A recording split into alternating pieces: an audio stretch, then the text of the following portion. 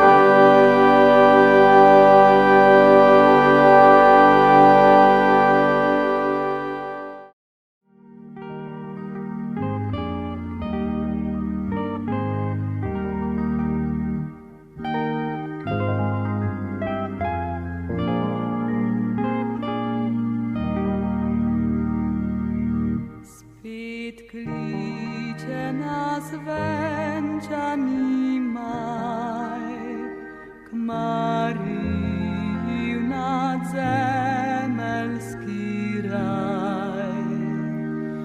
Svetlice dobrave si venčajo glave, raduje se Tukaj k vam je že zjutraj že prvi rožni ven zvonil.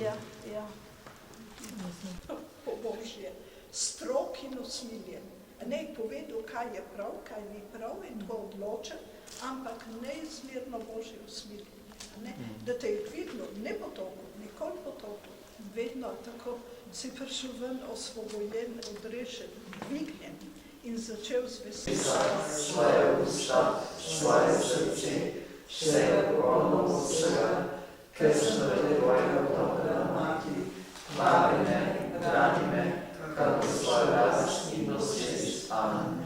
Gospod z vami In s svojim duhom. naj vas blagoslovi vserodočni Bog Oče in Sin in Sveti Duh. Amen.